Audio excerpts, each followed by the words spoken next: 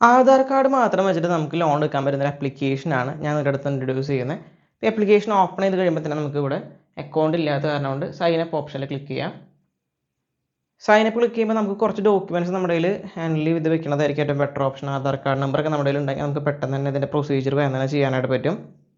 അപ്പോൾ ഇതിൽ ആദ്യം ചോദിച്ചിരിക്കുന്ന Aadhaar card number, email ID, അതുപോലെ മൊബൈൽ നമ്പർ, പിന്നെ നമ്മളൊരു പിന്നെന്ന് ഉദ്ദേശിക്കുന്നത് നമ്മളൊരു ലോക്ക് ഇടാനായിട്ട് ഒരു 4 ഡിജിറ്റ് അല്ലെങ്കിൽ 6 ഡിജിറ്റ് പിന്ന് നമ്മൾ ക്രിയേറ്റ് ചെയ്യേണ്ടതായിട്ട് വരും. അത് ക്രിയേറ്റ് ചെയ്യുക, അതേപോലെ തന്നെ കൺഫേം ചെയ്യുക. ഈ ഡീറ്റെയിൽസ് ഒക്കെ അവിടെ ഫില്ല് ചെയ്യുക. സൈൻ അപ്പ് ചെയ്ത് കഴിയുമ്പോൾ തന്നെ നമുക്ക് നമ്മുടെ പേര്, അഡ്രസ്സ്, സ്റ്റേറ്റ്, അങ്ങനത്തെ ഡീറ്റെയിൽസ് ഒക്കെ ഫില്ല് ചെയ്യേണ്ടതായിട്ടുണ്ട്. അതൊക്കെ നമുക്ക് ഫില്ല് ചെയ്യാം.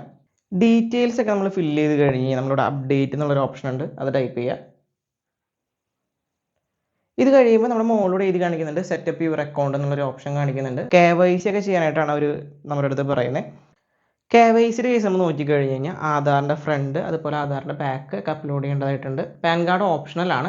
അത് കാരണമാണ് നമുക്ക് പറയുന്നത് ഇത് ആധാർ കാർഡ് വെച്ചിട്ട് നമുക്ക് ഈ ലോൺ അപ്രൂവ് ആകാനുള്ള ചാൻസ് വളരെ ഹൈ ആണ്.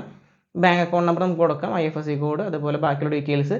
ഗ്യാരണ്ടി ആരാ നിൽക്കണമെന്ന് വെച്ച് കഴിഞ്ഞാൽ അവരുടെ ആധാർ കാർഡിൻ്റെ ഫ്രണ്ടും ബാക്കും കൂടി സബ്മിറ്റ് ചെയ്യേണ്ട ആവശ്യം വരുന്നുണ്ട്. പിന്നെ നമുക്ക് വരുന്നത് നമ്മുടെ സെൽഫിയാണ് അപ്ലോഡ് ചെയ്യേണ്ടത്. സെൽഫിയും കൂടെ അപ്ലോഡ് ചെയ്യുക. പിന്നെ കുറച്ച് കണ്ടീഷൻസ് ഒക്കെ വരുന്നുണ്ട്, നിങ്ങൾ കൃത്യമായിട്ട് വായിച്ച് നോക്കുക.